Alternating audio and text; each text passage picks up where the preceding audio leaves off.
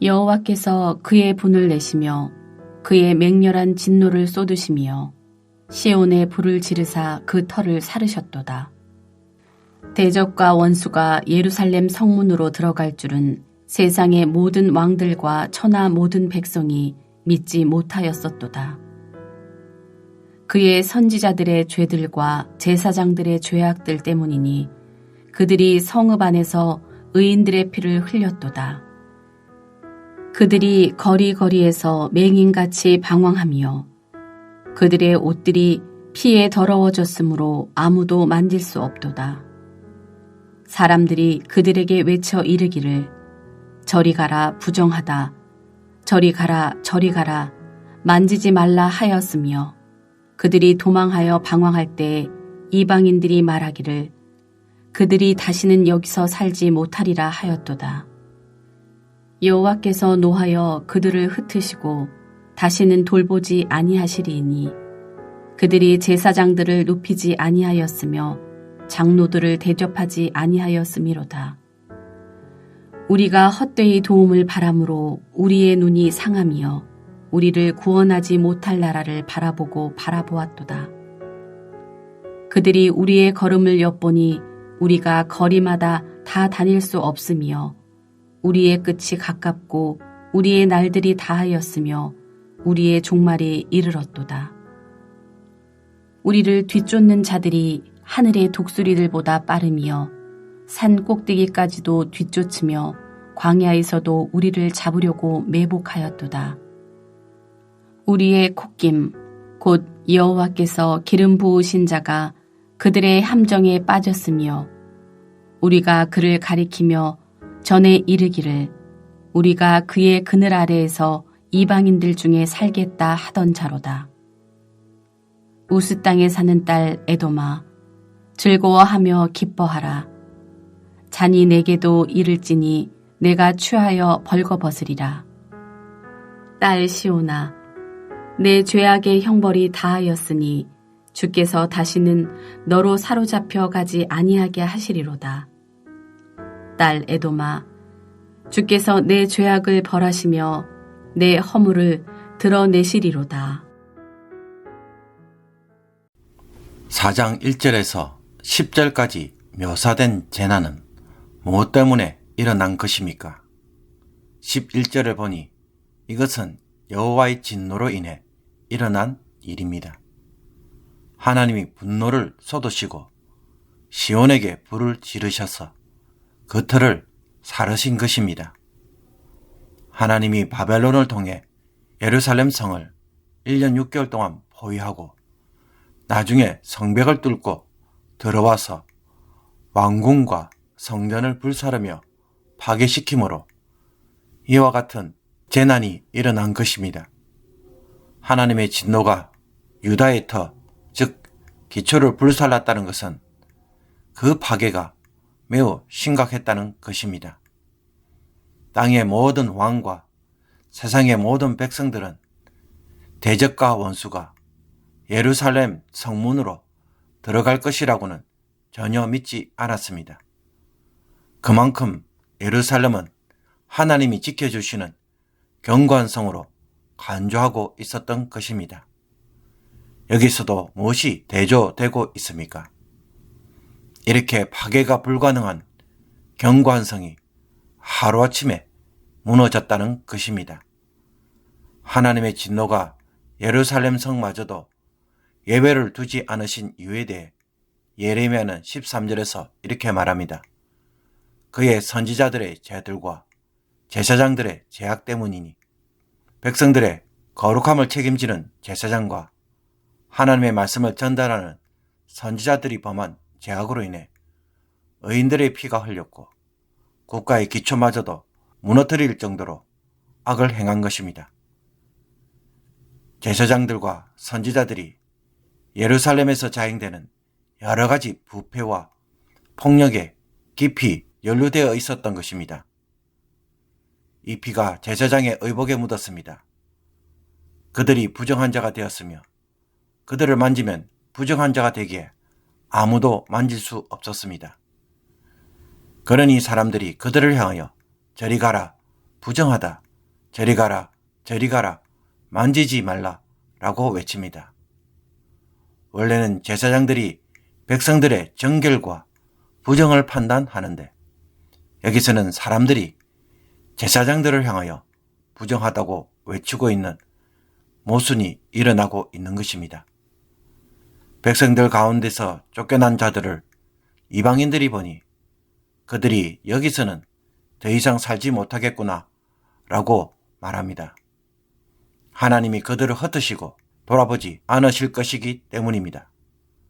그들은 이제 하나님을 대표하여 하나님의 말씀과 뜻을 전달하는 자들이 아니기에 백성들 가운데서 더 이상 존경을 받지 못하도록 하신 것입니다. 이 얼마나 비참한 비극입니까? 17절부터 22절까지는 갑자기 우리라는 표현으로 말하는 이가 바뀝니다. 이런 상황에서 유다는 또 무슨 일을 행하였습니까? 우리의 눈이 짓무르도록 울면서 우리의 도움을 찾았지만 헛되었고 우리를 구하지 못할 나라를 바라보고 또 바라보았다고 고백합니다. 바벨론 군대를 맞서서 애굽이 도와줄 것을 기대했지만 허사였다는 것입니다. 당시에 바벨론이 예루살렘을 에워싸고 있을 때 애굽 군대가 왔지만 중도에서 패배를 하고 돌아가 버리므로 그 어떤 도움도 주지 못했던 것입니다. 예레미야는 우리가 가는 곳마다 바벨론 군대가 바짝 뒤따르니 다닐 수도 없고 우리의 끝은 가까우며 우리의 날들이 다하여 종말에 이르렀다고 탄식합니다. 예루살렘 성읍을 빠져나와서 도망을 가려고 할 때도 우리를 뒤쫓는 자들이 하늘의 독수리보다 빠르고 산 꼭대기까지 뒤쫓고 광야에서도 매복하므로 아무리 도망치려고 해도 도망을 갈 수 없는 절망적 상황이었습니다. 더욱이 우리의 생명의 숨인 곳 여호와께서 기름 부으신 자인 왕 역시 그들의 함정에 빠졌습니다. 여기에서 우리의 콧겜이라는 표현은 왕에 대하여 표현할 때 사용하는 말입니다. 다윗 왕조의 마지막 왕인 시드기야 왕이 도망을 가다가 결국 바벨론에 의해 체포된 것입니다. 우리가 그의 그늘 아래서 이방인들 중에 살겠다 하던 자는 다윗 왕가의 왕으로서 유다는 그의 통치하에 평안을 기대했지만 이제는 그 기대를 할 수 없게 된 것입니다. 그렇다면 유다는 더 이상 희망이 없는 것일까요? 21절에서 예레미야 선지자는 우스 땅에 있는 에돔에게 예언의 말씀을 전합니다. 그는 에돔을 향해 즐거워하며 기뻐하라고 말합니다. 에돔에게 즐거워하라고 말하였지만은 실제로는 정반대입니다. 왜냐하면 하나님의 분노의 잔이 에돔에게 임하여서 벌거벗게 되어 수치와 모욕을 당할 것이기 때문입니다. 1장 8절에서 시온은 벌거벗음으로 수치를 당한 것처럼 에돔 역시 동일하게 하나님의 심판을 당할 것입니다. 그 이유는 에돔은 유다가 망할 때 즐거워했기 때문입니다. 에돔은 예루살렘의 멸망을 자기 영토 확장의 기회로 여기며 기뻐했습니다. 대적이면서도 형제였던 에돔이 하나님의 백성을 비웃고 도리어 그 멸망에 참여한 것에 대하여 예레미야는 하나님이 에돔의 죄악을 벌하시며 허물을 드러내실 것이라고 선언하고 있습니다. 그러나 이와 달리 유다에 대해서는 어떤 말씀을 선포하고 있습니까? 예루살렘은 하나님의 징벌을 받았으나 머지않아 포로 생활이 끝나게 될 것이라는 말씀을 전하므로 회복이 주어질 것이라는 새로운 희망을 던져주고 있습니다. 슬픔과 조롱 속에 주어진 신랄 같은 희망입니다. 그러므로 사랑하는 성도 여러분, 오늘 본문에서 우리는 두 가지 교훈을 묵상하고자 합니다. 예루살em 성의 파괴에서 보듯 하나님 외에 이 세상에서 영원한 안정과 평화를 줄 수 있는 것은 아무것도 없다는 것을 발견할 수 있기를 원합니다. 하나님은 자신의 성인 예루살렘 성과 성전마저도 불사르심으로 예루살렘의 기초까지 무너뜨려 버렸습니다. 하나님과 백성 사이에 중재하는 제사장들이나 선지자들, 그의 그늘 아래서 살아가도록 부르심을 받은 다윗 왕제의 시드기야 왕도 그들이 의지할 만한 자들이 아니었습니다. 바벨론 군대가 쳐들어올 때 애굽의 도움을 기대했지만 그 결과는 어떠하였습니까? 위기를 맞이할 때 아무도 도와주지 못하였습니다. 이 경험은 비단 예루살렘만 겪었던 일일까요? 잘 생각해 보십시오. 지금까지 살아오면서 정말 누군가의 도움이 절박했을 때에 누가 여러분을 도와주었습니까? 가장 가까이 있던 가족도 아무런 도움이 되지 못할 때가 너무나도 많았습니다. 정말로 절박한 상황을 만날 때 의지할 것은 아무것도 없음을 다시 한번 떠올려 보십시오. 그렇다고 해서 그들을 비난할 필요는 없습니다. 이 세상에서 가장 안전한 곳은 하나님밖에 없기 때문입니다. 이 세상에는 그 어떤 사람도, 그 어떤 일도, 그 어떤 곳도 사람이 쉴만한 피난처가 되지 못하는 것을 우리가 명확하게 깨달을 필요가 있습니다.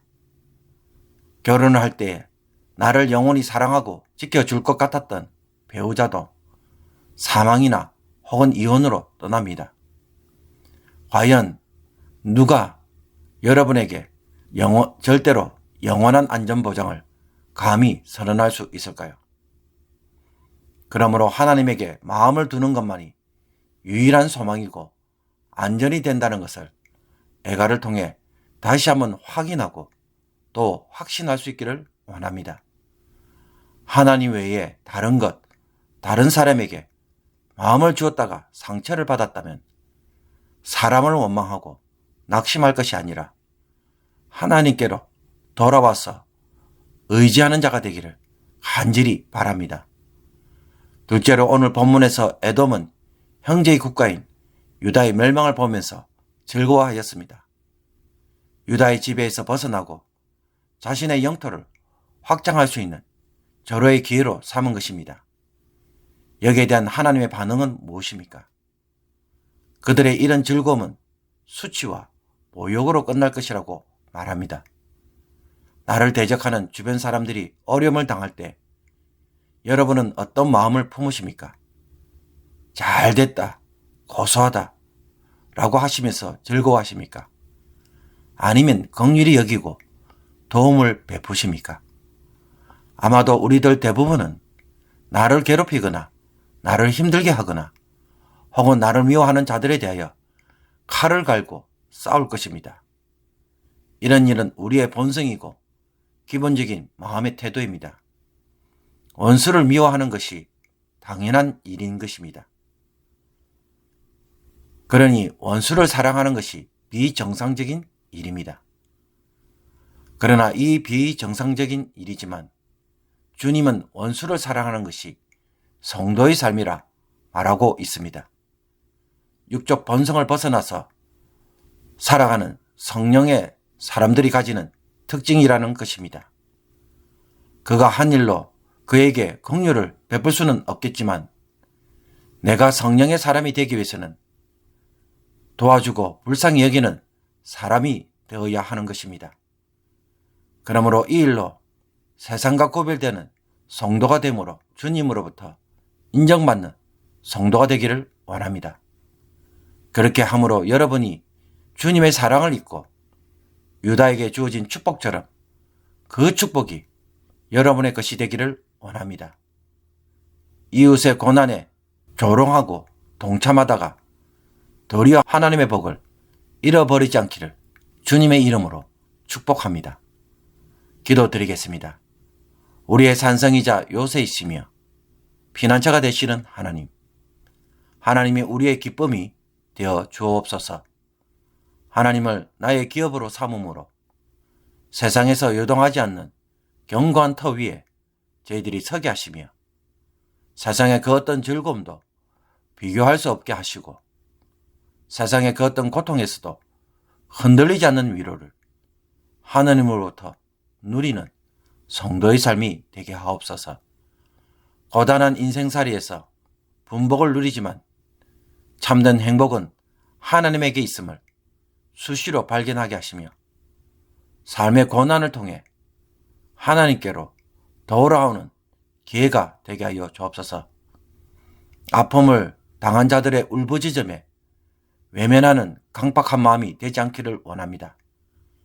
하나님 아버지의 마음으로 돌보는 자가 되게 하여 주셔서 세상과 구별된 자가 되게 하시며 하나님의 복을 더욱 누리는 자들이 되게 하옵소서.